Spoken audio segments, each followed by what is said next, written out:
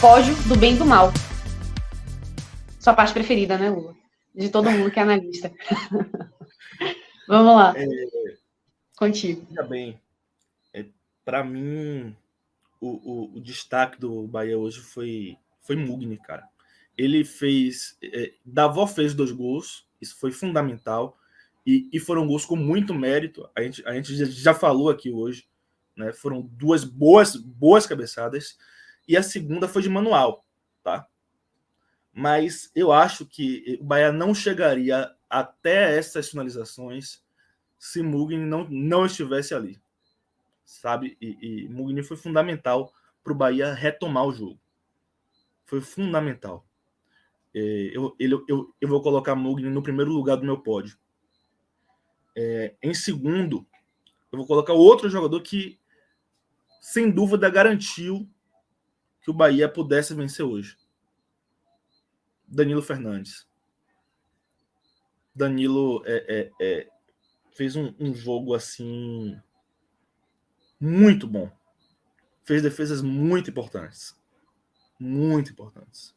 Sem algumas defesas dele no segundo tempo, o Bahia certamente teria perdido o jogo. Tá? Não foram defesas que qualquer goleiro faria. Foram defesas que bons goleiros fazem. Sabe? E ele foi um bom goleiro hoje. E por isso ele merece estar nesse pódio. E aí, sem dúvida, o meu terceiro lugar é Davó.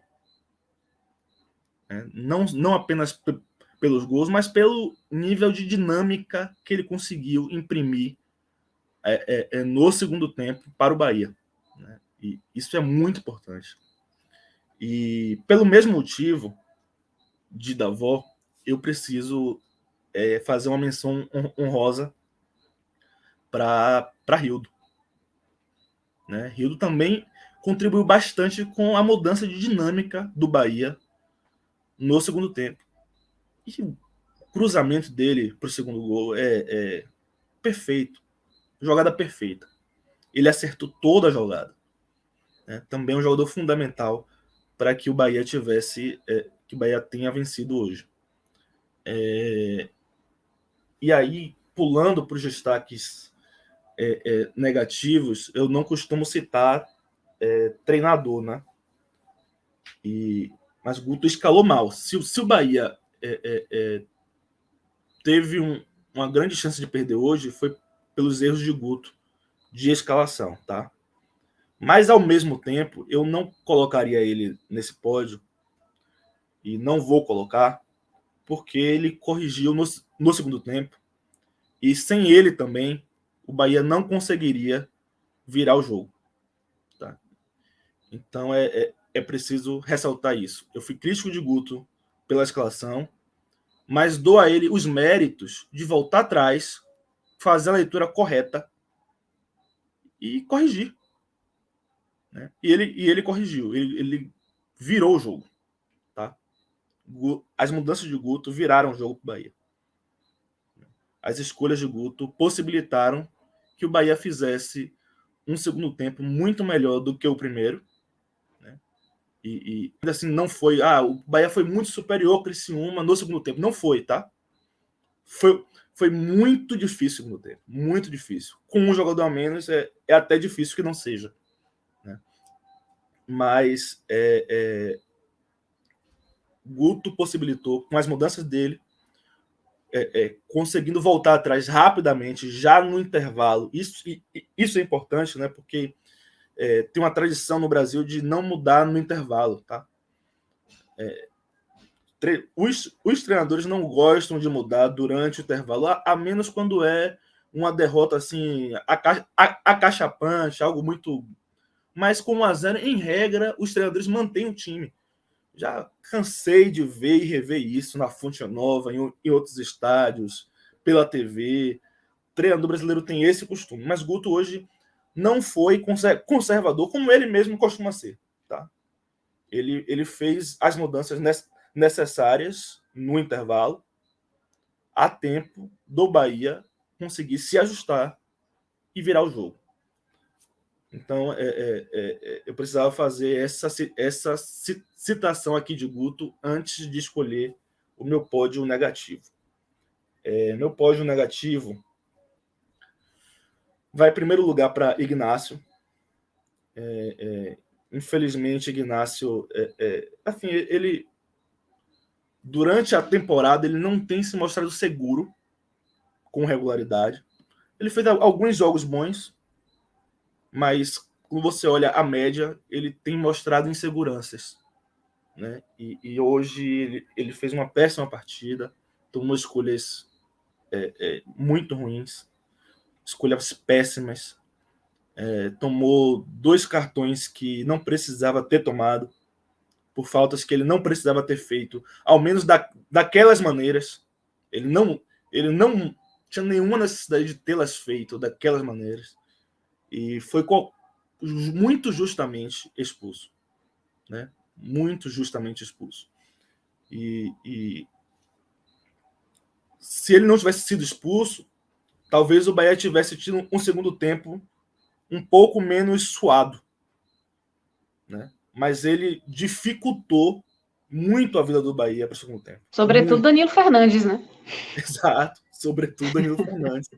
Sobretudo, Danilo. Assim, Danilo Fernandes, eu vi essa estatística na volta para casa. Danilo fez 4 defesas de finalizações dentro da área. Isso é algo... Puxado.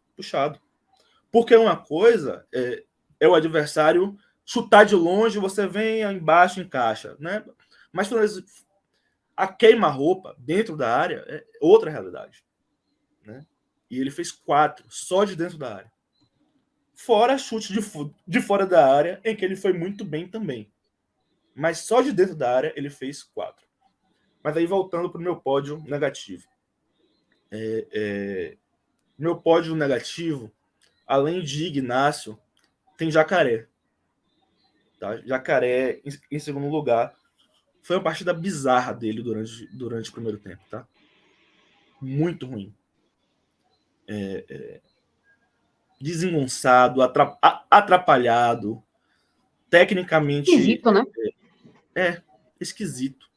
Esquisito. E ele... Esse vídeo deve estar rolando aí nos grupos, no Twitter. Deve estar rolando. Ele protagonizou um lance bizonho no primeiro tempo. Bizonho.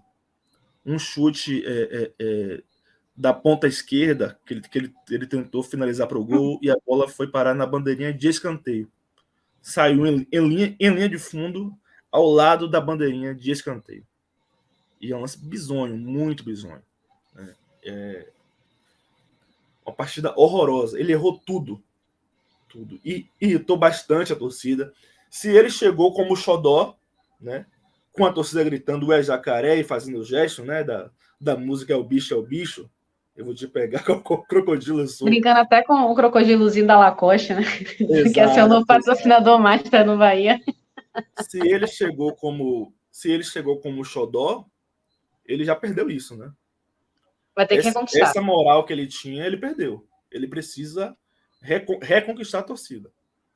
Tá? Hoje, ele não tem mais crédito sobrando.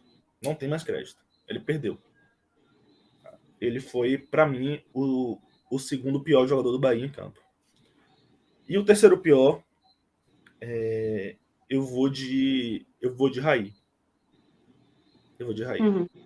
E não tanto por lances bizarros, por erros técnicos tristes, mas muito também por omissão, sabe? Uhum. Por falta de coragem, às vezes, de buscar um lance mais ousado. Tá? E isso é péssimo para um ponta. Tá? O ponta precisa ter coragem. Né? Talvez seja uma das melhores características para um ponta. Ter coragem ou ousadia para enfrentar o marcador mesmo. Ou tentar o drible, ou dar um tapa na frente e tentar ganhar na velocidade. Né? Se o ponta não tem isso, ele vira um jogador comum ali e que não contribui em nada. Né? Hoje, Raí foi muito isso.